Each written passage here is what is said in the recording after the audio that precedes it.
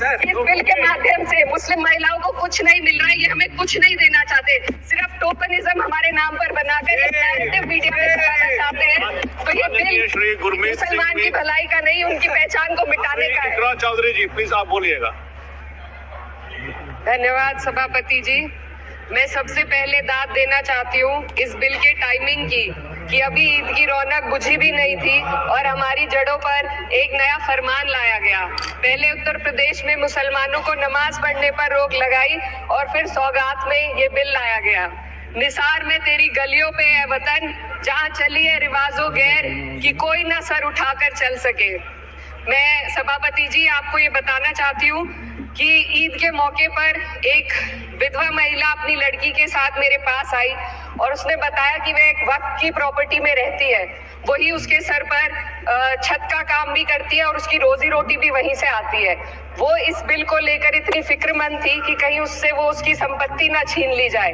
वो अकेली एक ऐसी महिला नहीं है, ऐसे लाखों लोग हैं जो वक्फ की गरीब महिलाएं जो वक्फ की संपत्ति से अपना रोजगार चला रहे हैं। और ये जो वक्फ बाय यूजर क्लॉज के हटाने से लाखों वक्फ की जायदाद अपना स्टेटस खो देंगी और लाखों लोग इसी तरीके के लोग सड़कों पर आ जाएंगे। वक्फ क्या है, वक्फ बाय यूजर क्या है? इसका ये मतलब है कि कोई जायदाद अगर सालों से दीन और भलाई के कामों के लिए इस्तेमाल हो रही हो तो वो खुद ब खुद वक्फ मानी जाएगी। हिंदुस्तान की अदालतों ने भी इस बात को तस्लीम किया है। वक्फ बाय यूजर सिर्फ वक्फ बोर्ड को ही मिली कोई खास सौगात नहीं है, ये बल्कि सभी अन्य धार्मिक ट्रस्टों को परंपरा और यूज के आधार पर बिना किसी डॉक्यूमेंटेशन के धार्मिक चरित्र को डिक्लेयर करने का राइट मिला हुआ है। भारत के संविधान के आर्टिकल 13 क्लॉज 3 में कस्टम और यूसेज को कानूनी वैधानिकता प्रदान करता है। इसी आर्टिकल से वक्फ बाय यूजर भी निकला गया है। इस बिल के कानून बनने पर वक्फ बोर्ड तो इस प्रोविजन से हाथ धो बैठेगा, लेकिन अन्य धार्मिक ट्रस्टों को यह सुविधा जारी रहेगी।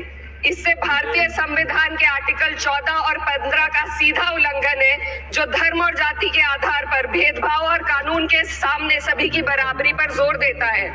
मैं इसके साथ ये भी कहना चाहती हूँ कि सत्ता के लोग जो एक दूसरे की पीठ थपथपा रहे हैं कि वक्फ बाय यूजर का जो अमेंडमेंट इन्होंने दिया उसको एक्सेप्ट कर लिया गया है, लेकिन इनकी शरारत यह है कि उसके साथ ही एक ऐसा प्रोवाइजो इसमें शामिल किया गया जिसके आधार पर यह कहा गया है कि अगर कोई भी वक्फ की संपत्ति विवादित हो तो वो अपना वक्फ स्टेटस खो देगी। तो जो अमेंडमेंट इन्होंने दिया है जिसको एक्सेप्ट कर लिया गया है उसका कोई मतलब नहीं है, ये इनकी नीयत है जो साफ जाहिर हो रही है। सोने पर सुहागा एक काम और किया है, सरकार ने वक्फ की कानून के सेक्शन 107 को हटाकर लिमिटेशन एक्ट में 12 साल तक ही किसी के खिलाफ अदालत में जाने का प्रोविजन है। सेक्शन 107 में बोर्ड को लिमिटेशन एक्ट से राहत मिली हुई थी। वक्फ बोर्ड कभी भी अवैध कब्जाधारियों के खिलाफ अदालत जा सकता था। अगर ये सेक्शन ना हो तो अवैध कब्जा करने वाले लोग कानूनी प्रक्रिया का फायदा उठाकर वक्फ की प्रॉपर्टी को हड़प सकते हैं। अन्य धार्मिक ट्रस्टों पर भी ये लिमिटेशन एक्ट लागू नहीं होती, तो फिर वक्फ बोर्ड के साथ ये सौतेला रवैया क्यों किया जा रहा है?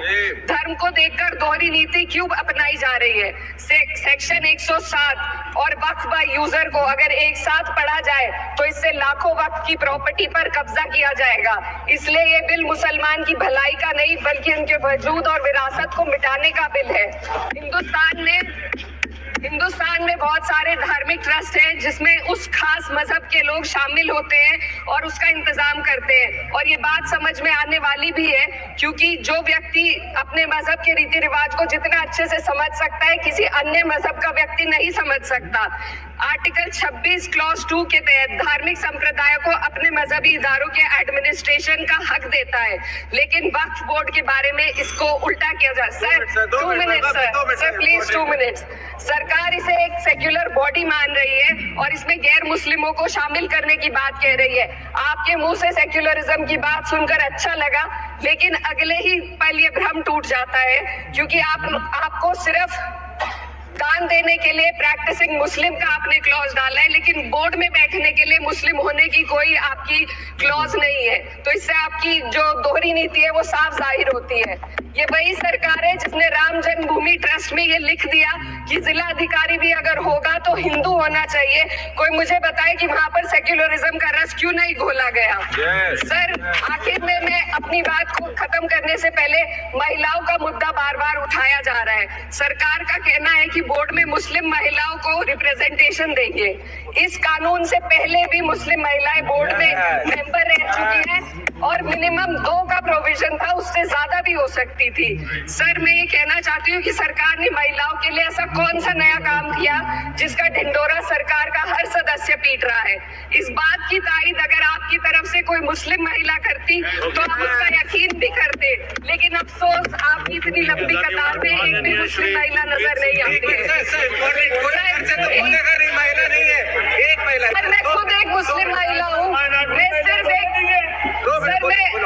माइनॉरिटी महिला हूँ। इस सदन में हम सिर्फ 2 महिलाएं हैं और उस नाते से मैं ये बात कहना चाहती हूँ कि इस बिल के माध्यम से मुस्लिम महिलाओं को कुछ नहीं मिल रहा है। ये हमें कुछ नहीं देना चाहते, सिर्फ टोकनिज्म हमारे नाम पर बनाकर एक नैरेटिव मीडिया में फैलाना चाहते हैं। तो ये बिल मुसलमान की भलाई का नहीं, उनकी पहचान को